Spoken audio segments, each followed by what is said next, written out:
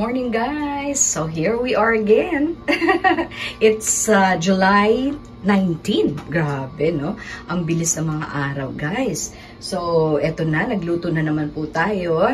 Okay. Naubos yung aming sinaing kahapon. So, yun ba? 2 days, diba? Opo. So, eto na po.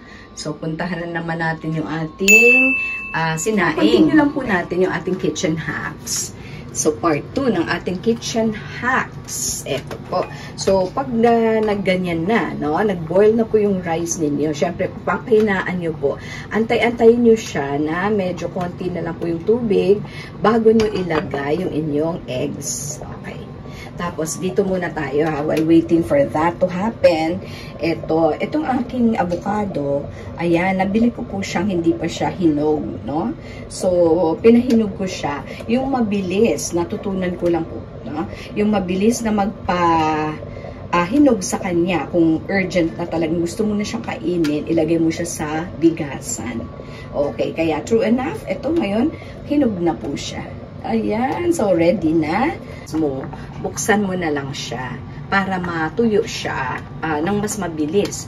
Tapos, saka mo ilagay itong itlog. Ayan. So, total yung eggs naman, yung boiled eggs, will stay about 2 days. So, actually, pwede mong lagyan ng mas marami-rami. Okay, or, oo, baka mamaya gusto mong i-fry siya. So, i-fry mo siya. So, today, I don't like to fry. Opo, kasi kahapon may fried eggs na. So, ang gagawin po natin, ito, medyo hindi na siya kulong-kulo, no?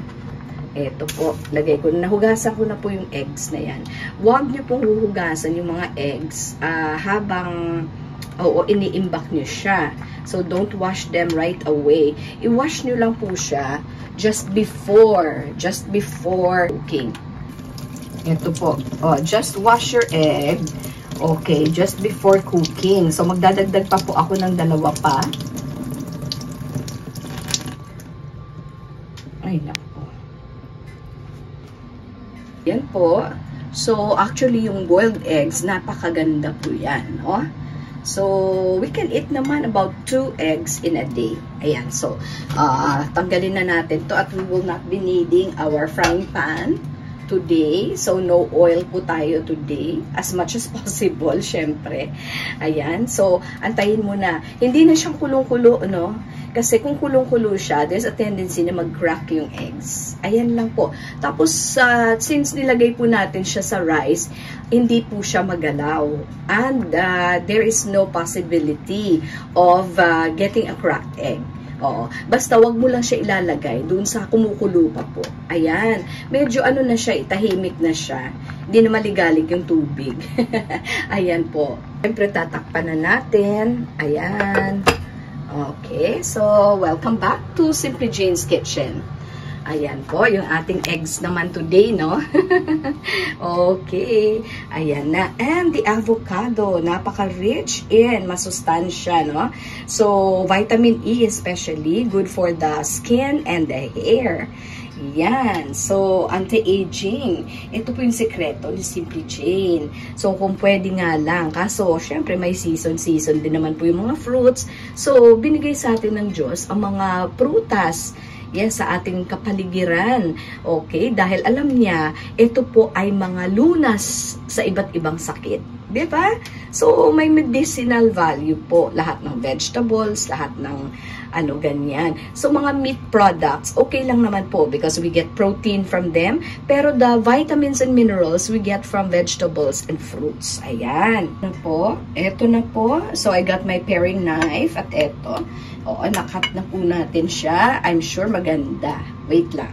Ayan guys. So, actually, medyo na-overripe siya. Na-overripe yung ating avocado. Yung isa kong binili, talagang yun. Ang linis-linis niya talaga yun.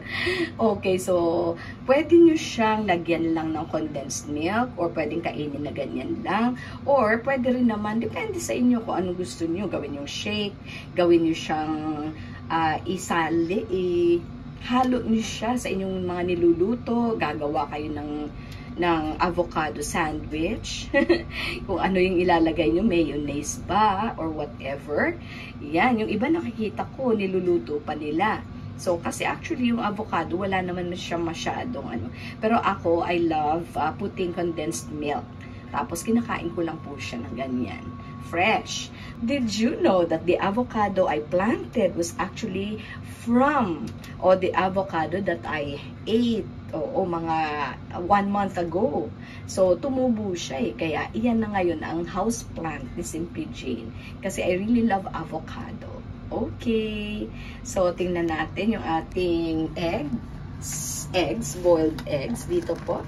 Ayan. So, it will take a little time hanggang mag-dry up ito at saka well done yung ating rice. Okay. Wait lang natin at pwede na tayong mag-breakfast. So, while waiting, ito po, lalagyan ko na ng condensed milk at kakainin na. Kasi mas maganda raw po, unahin ang fruits sa umaga. Yes po. Or, you eat your fruits before eating your meals. Yan po ang pinaka-the best daw po. Disclaimer lang po, hindi naman doktor si Simply Jane. Munti ka na nag-doktor, pero hindi medical. So, refer to your doctor and clinicians. Kalahati lang po yan ang kinakain ko. At saka, ayan na po.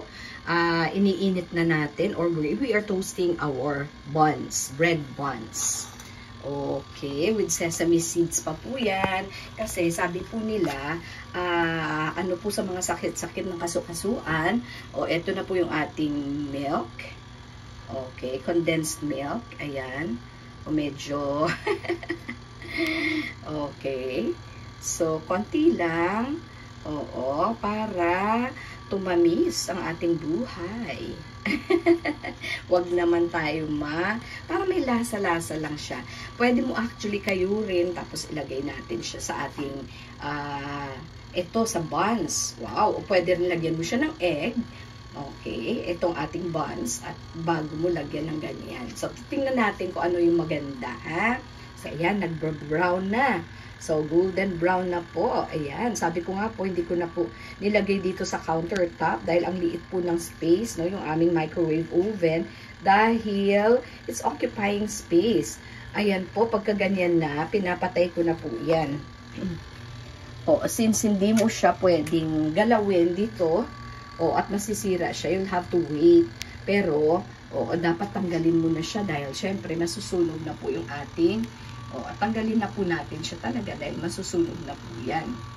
Notice niyo po, talagang I'm trying to separate it from the wall para at least hindi naman po, ito ref to eh. Hindi naman po mainit dito. So, ayan.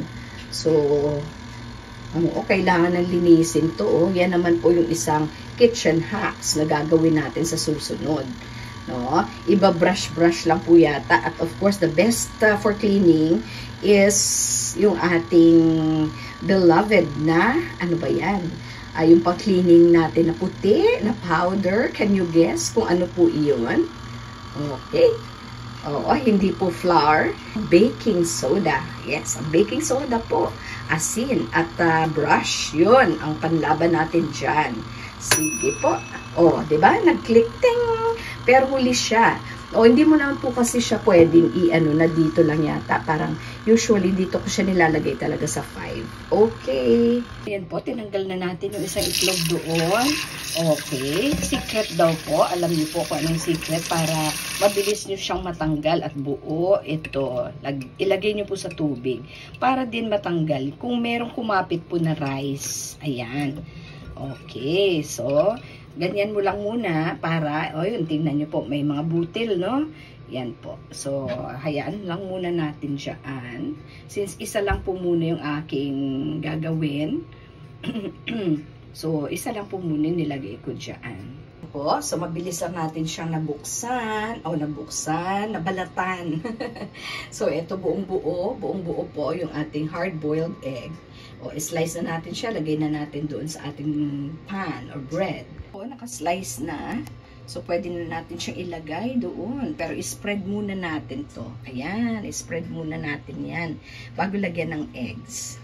Ayan, guys. Happy morning! Okay, yan na po yung ating breakfast creation. Okay. Alright. Enjoy your day. God bless everyone. See you at 1 in the afternoon for our live. Baba po tayo.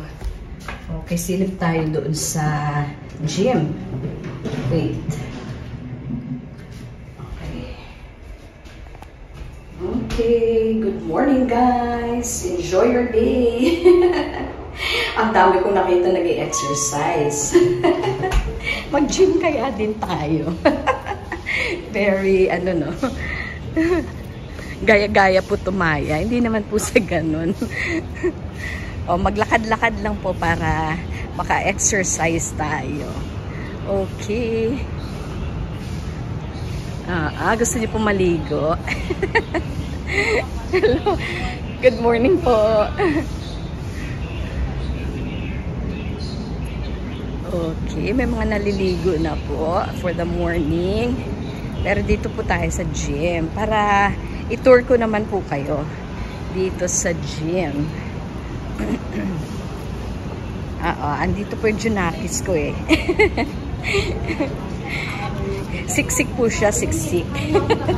Good morning. Yes po. Ayan. Okay. Ito po yung aming gym.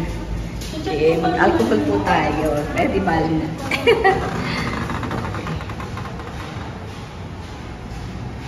Ayan po.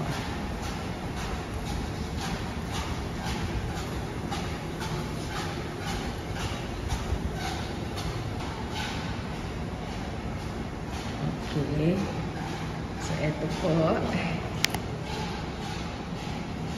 So, may idea na po kayo. Oo, dyan po si Sir Cloud nagwe-weights.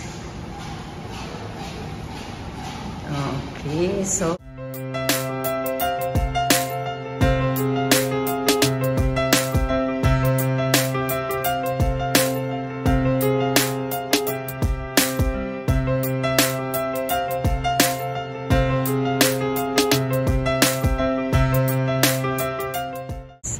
wala po akong paligo challenge.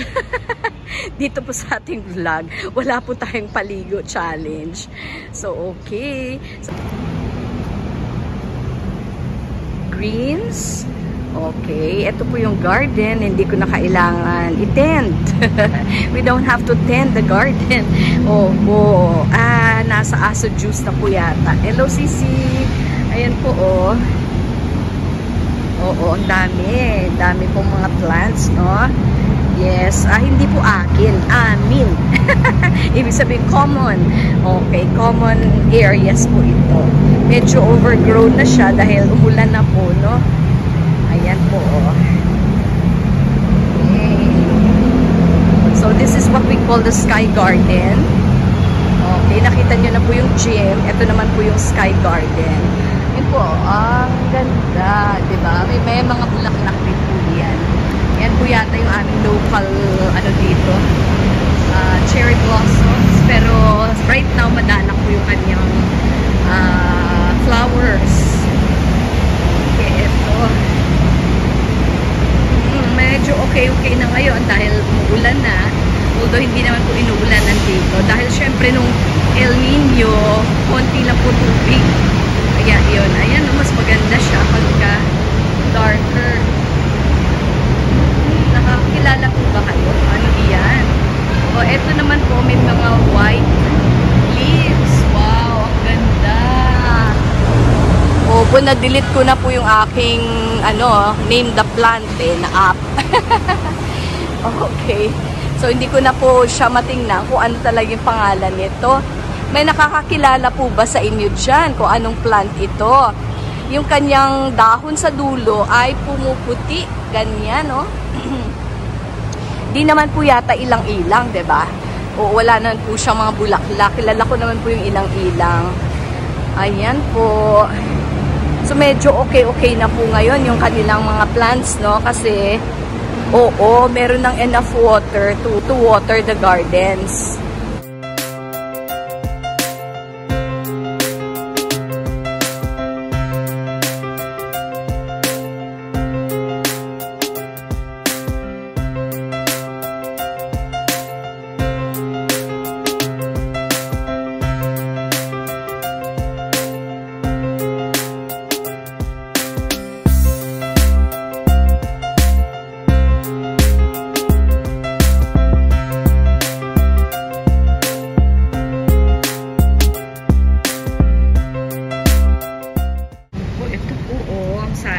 sayang sa El Nino at naano siya. Ayan, may bulaklak po pala iyan. Ayan na siya. Ang lapad, no? Okay, laki-laki po ng kanyang leaves, oh. Ang lapad-lapad niya. Okay, at ang ganda at meron siyang bulaklak doon sa gitna. Anyway, okay, to take the place of this dry leaf, meron naman po mga panibagong sibol. Ay, ang ganda tingnan. Yes po.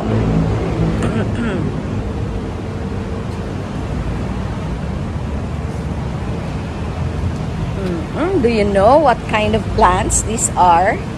Okay, sa crotons family po ba yan? Or whatever.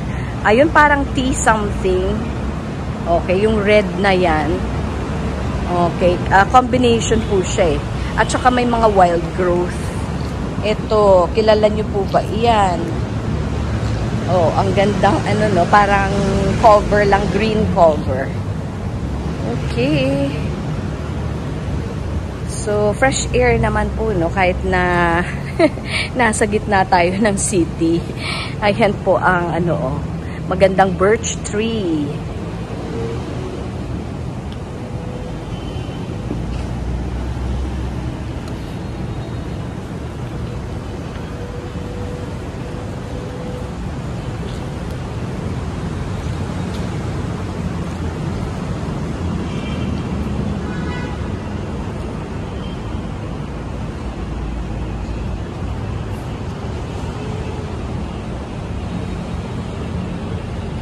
Ayan po, oh, meron tayong, oh, tatangkad yan, tataas yan. That will be, okay, ayan po, oh.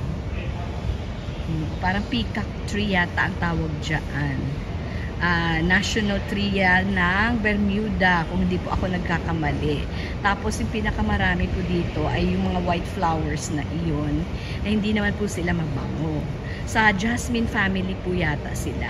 O may croton silang nilagay dyan. Ang ganda naman at nasisipag yung ating mga gardeners. Opo. So, dyan po napupunta yung ating aso juice sa mga common areas. Pero, sabihin ko po sa inyo, yung aso juice is actually parang equivalent din po ng rent. Yun po. So, forever po iyan. O yung fountain po doon, hindi pa, wala pa. So, nilagyan po yan ng ano, cordon. Opo, kasi okay, tubo yung mga plants dyan na inilagay. Yun po ay mga Vietnam rose. Ayun po kung nakikita nyo po, nasa gitna. Okay. Nakita ko pa po sila nung nagplant sila. Pero syempre, yung mga grass, ay nandyan po talaga. Okay, so kailangan na namang ano sila, ng mga damo. Opo, pa-araw muna tayo. At vitamin D is very good. Okay, kasi yung vitamin D po, nakakatulong po yun para ma-absorb ng katawan natin ang lahat po ng vitamin C. Okay, na tinitake natin or nasa fruits and vegetables po natin. So, ayan, dito tayo. Wala naman po mga batang naglalaro at maaga pa. Ito po, ayan, yung sinasabi ko sa inyo. Ayan po, oh, yung mga white flowers, yan po ang pinakamarami dito. Okay. Pero wala naman po masyadong winged creatures kasi hindi naman po nila food plant yan. At saka, ayan po ba ay Madre de Cacao? Ayan po. Namumulaklak po siya ng malapad na puti na flowers. Yun po yata ay yung ilang-ilang, if I'm not mistaken. Kasi nakita ko na po one time na meron po silang, okay, yung parang ilang-ilang leaves. Actually, ano siya, flowers niya yon, yung parang yellow-green na mabango. Pero wala akong halimuyak na aamoy eh. Kaya I doubt kung ilang-ilang nga po talaga iyon. So, yung mga white flowers na yun, it's a jasmine family, pero hindi po siya yung local na sampagita. Okay. Oo. So, itong mga, sabi ko nga po, parang local, ano siya, no? Parang local cherry blossoms. One time, yung nakita ko pong ang dami pong bulaklak. O, di ba kinuhanan ko? Ginawa ko siyang shorts. O, papapakita ko po sa inyo kung bakit ito naisip ko ay ilang-ilang. Okay, ito po parang ilang-ilang. Hindi lang po ako sure. Okay, please tell me if mali po ako. Okay, correct me if I'm wrong. Oo, pero parang ano siya kasi may mga bulaklak siya na parang ilang-ilang. Pero ang taas niya na, no? Pero hindi mabango. Lapitan po natin yung medyo mas malapit. Ito po. Alam niyo po ba na ang ilang-ilang ay yung ginagamit po yung ilang-ilang actually sa Chanel number 5 yon. Sa Chanel number 5. So kung ito po ay ilang-ilang, wow, ang dami pong puno count ko po 1, 2, 3, 4, 5, 6. Oo, yung mga nakikita ko lang po parang 6. Ayan po, ang tatangkad na nila actually. Tatangkad pa po yan. Lalo na po yung mga birch trees. Opo.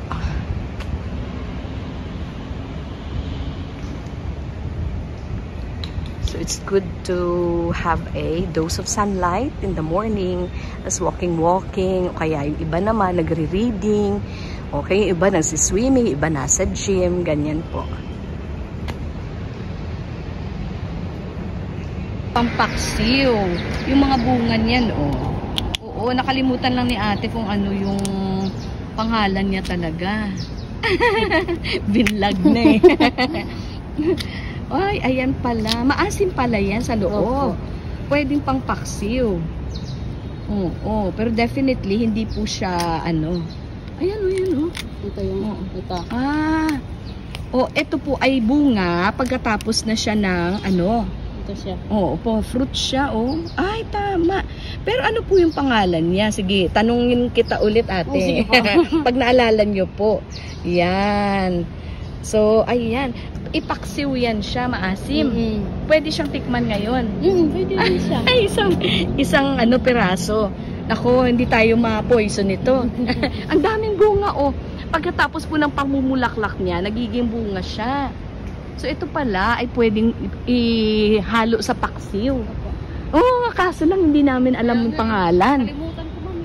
Tsaka iyan, yung pink flowers. Ano po kaya iyan? Ayan, basta tatanungin kita ulit ko. Thank you, ate. Opo. Alam niya po? Ayan pala. Oo. Parang birch tree po yata yung malaki doon.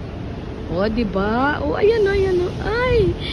Binalatan na ni ate. Maasim daw po ito Ayan, Ganda, discovery. Meron pa naman pala kaming kakainin dito.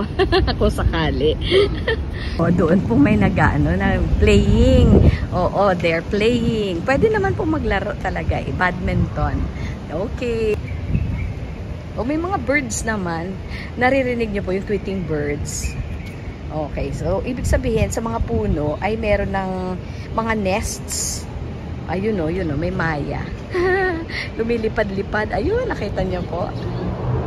Ito siya, guys. So, tingnan niyo. Okay, sabi raw kasi maasim, kaya titingnan ko. Katmon ang tawag dito. So, nakita ko niyo naman po doon sa mga ibang vlogs ko na meron po akong pinofocus na mga flowers na puti. Malapad siya na puti. Pag naging fruit na siya, ito na yung katmon pwede raw pong sa mga paksiw kasi maasim. Tikman natin po.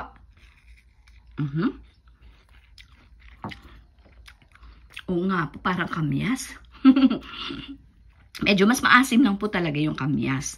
Pero yung katmon, may kaasiman po. Ayan. Discovery of the day. Katmon. Diba? Harap niya pala,